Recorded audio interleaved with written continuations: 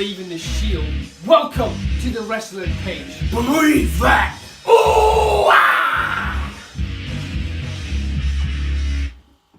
What's going on, guys? Welcome to the Wrestling Page. Welcome to another brand new episode of the Index Page. When my hand goes up, your mouth goes shut. Let's go straight into this. The Shield crashed Miz TV. What's your thoughts? I thought it was great. The Miz sucks. Miz TV was an absolute utter just. Ooh.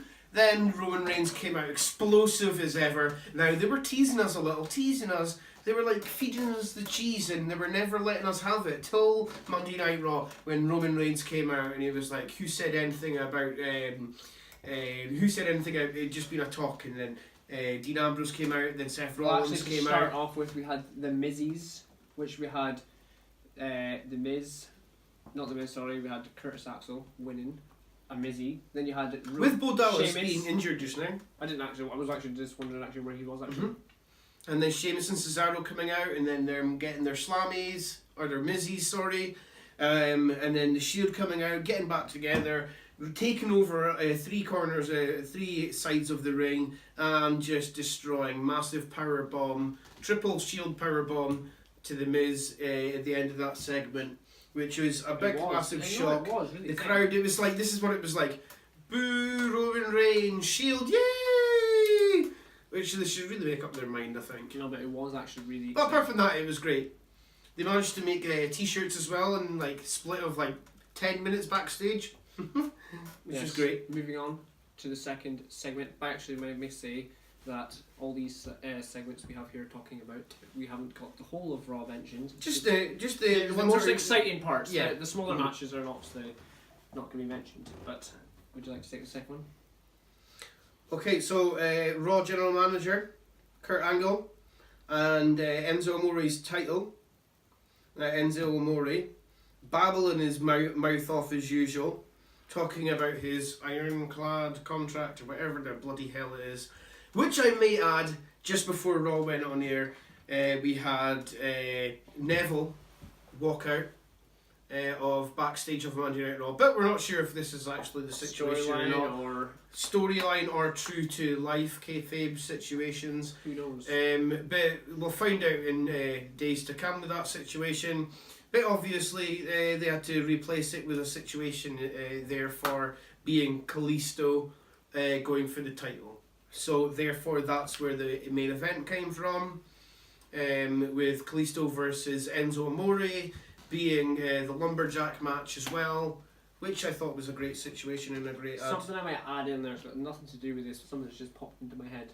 Remember on Sunday when the app screwed up with Charlotte? Oh yeah, yeah, that was funny because they said that Charlotte, Natalia won. She won. And then they thingied it and it said that correction. Charlotte won. Yeah, by so Charlotte won by disqualification. Obviously, it's off topic, but it was just something that popped into my head there. Moving on, Braun Strowman defeat Matt Hardy. This obviously, the reason I added this in here, obviously, if anyone watched Raw, you'll know why I added this in here. But other matches on Raw, like Elias Sampson versus Apollo Crews, didn't add that. The reason I added this was because the Shield came out after his match and beat up Strowman, put him through the announce table. And before that match actually started, Matt Hardy put on Twitter saying, "I really need to start challenging myself." That's what he put before the match started. And then obviously the Strowman and Matt Hardy situation came about. He lost, but that still added for the dominance of Braun Strowman wanting to rip everyone's head off. Then the Shield came out, powerbombing him through the commentator's table, therefore stating the Shield's dominance. Did the Shield's music hit when they came out? Yeah, it did, yeah. Because then I think they came out in... technically it's Roman Reigns' music, they booed, but they realised that it was the Shield. But on topic of Matt Hardy, obviously we're going to Glasgow, and then we're going to Raw Manchester. I'm looking really forward to seeing Matt Hardy because I've never seen him live. That's one person I've always loved to see. Matt Hardy and Jeff Hardy, but are they going to be there? Who knows? Moving on.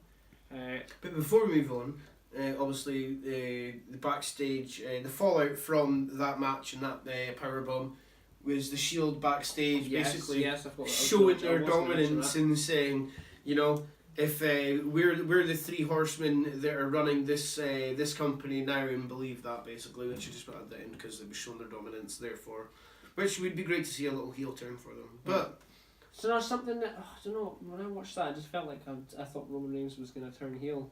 It's just something that came to my mind when I was watching it. nah, They were all pumped up, and he was like, you know, I don't know, just there was something that just had me. I'll say I can't see it, but I know that it might happen. But anyway, moving on, we've got on topic of the groups. It's just been a thing saying that they're saying that the Ascension, like, they're just at the bottom. And, like, they can't.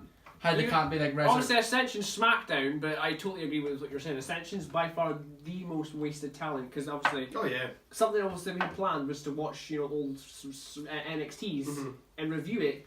And I watched. I've never really been a fan of NXT, but I watched the very first NXT, and it was Connor and I can't remember the guy. Yeah, the other guy that played. He was English, and obviously I was really impressed with. They were so dominating because he came out and he was all in black, no makeup, and I was honestly so impressed because when the first. No, yeah, I was remember like, watching who is that? And then I was honestly genuinely really impressed with what they had at that point. But anyway, moving on. So we had Alexa Bliss and Mickie James. Now their feud's heating up very, very nicely. You've got the sophisticated legend Mickie James. I don't want to call her older. I will actually call her older because Alexa Bliss is just a little girl who thinks she can get her own way, and Mickie James, the veteran in this situation. Now, Mickie James needs to show her dominance by showing that little girl who the boss truly is in this situation, and becoming a 7-time women's champion. But Alexa Bliss can get to hooting.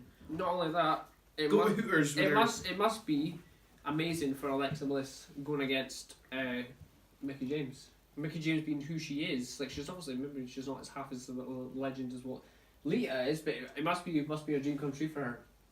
I don't really care. I don't like Alexa Bliss. I love Alexa Bliss. I'm a big fan.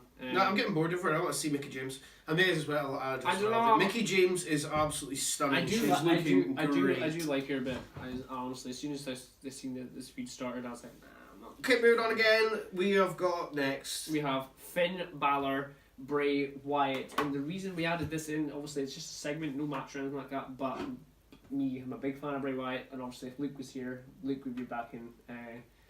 Finn Balor, Bray Wyatt. I don't know. I was looking at the reviews on YouTube of what people were saying about the whole Bray Wyatt voiceover that he was doing, and then the whole. I didn't expect that really. It was I did not expect it. I actually expected something different, but at the same time, we can only see what happens in a matter of time, where we go from here. That's strange for Nathan to be saying that because you're such a huge Bray Wyatt. I know. I don't know what it is. It was only thing we can do is just see what happens in a matter of time. Obviously, there is that rumours of I can't off mind. I can't think what her name is, but there was someone that's supposed to be playing Sister Abigail, because apparently Bray Wyatt killed Sister Abigail. Ember Moon would be good. I'm not too sure. Obviously, I'm a massive Bray Wyatt fan, but I was just a bit.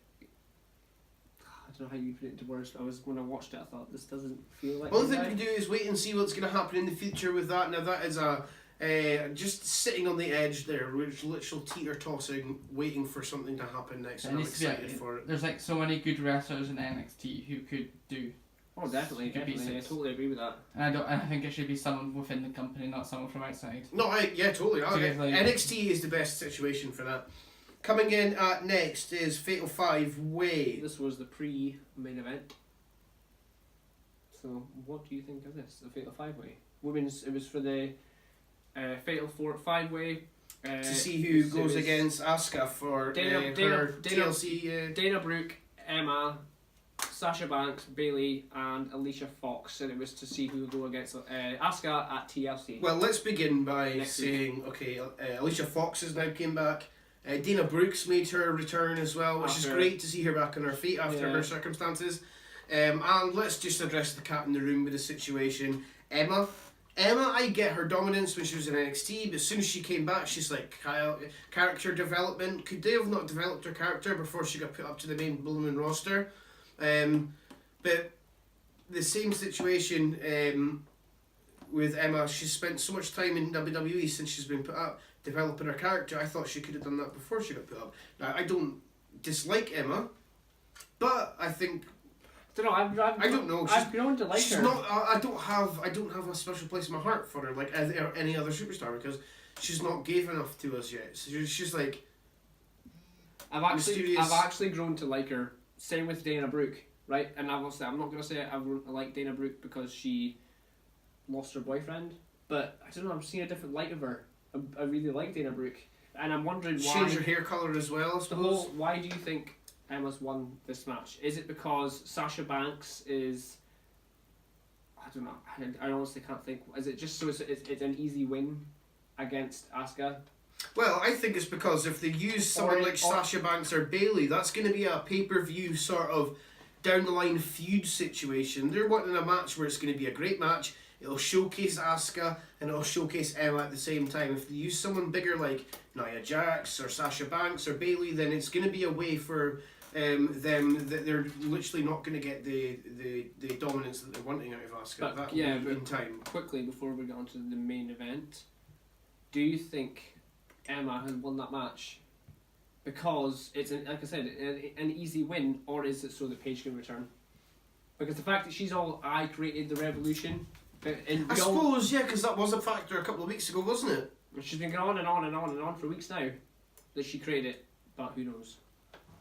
And obviously your main event we have Kalisto versus Enzo Amore for the Cruiserweight Championship. In a lumberjack match. And I'm going to start off with, I'm actually quite confused about this, right? Why? Because something that got me thinking after this, right? For weeks that Enzo has been the champion, they've all hated against him, the roster and a mix of the fans. They're like, oh no, he doesn't deserve to be. Kalisto comes in to the fold last week.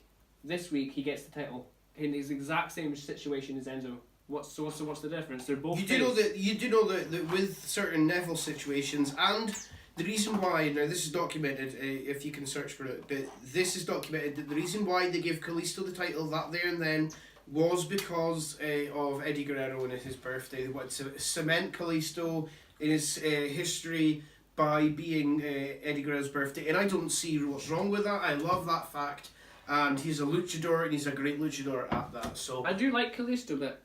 Nah. Do you know what I was actually looking? I was watching Cruiserweight Classic the other day, and I was looking at all the superstars on there compared to like their debut, let's say, to now. And there's so many people in the Cruiserweight division right now that are not used entirely well like they should, like Cedric Alexander or Noam Dar. There's so many people that were like, wow. What's his name again? The black guy with the hair that would teamed up with Alicia Fox. What's his name again? How can I forget his name? It's not Rich Swann. Yeah, Rich Swann. Yeah. No, it is. Yeah, that's what I'm thinking of. So Rich Swann, I actually like his Alicia Fox and Noam Dar that were teaming together. Okay, well, anyway, it's Rich Swann. Rich Swann. He has got a really sad past to his situation I didn't realise before, and I actually just genuinely like changed my stereotypical situation of seeing him. I didn't mind him actually when he was champion, but I feel that the Cruiserweight Championship has changed hands so much in this past couple of months. It feels like it's not. It's good though. I like it.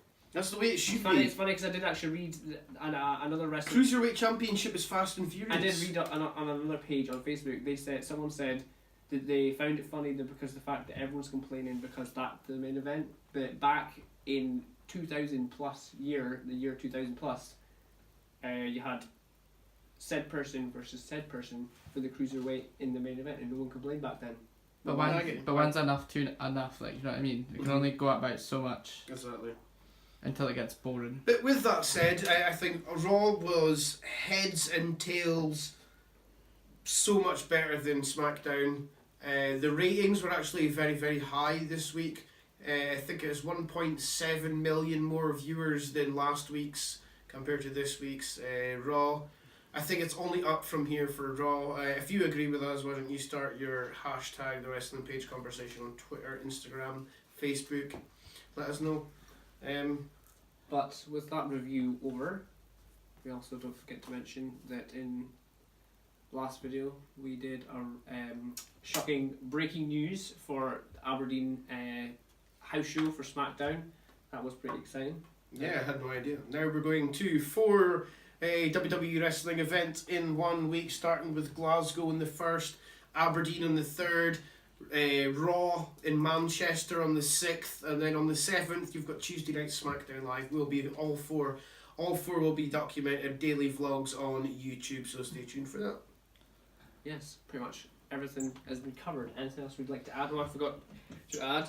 Got a t-shirt made. Don't forget to follow us on Facebook at WWE Updates 12. Love WWE, love wrestling. All our social medias on the back. Don't forget, if you are at the Manchester show, or if you're at the Manchester show, say hello. Or if you spot us, let us know in the comments below. We'll be taking our titles with us as well, so that would be fun. Yes. Anyway, wrestling page out.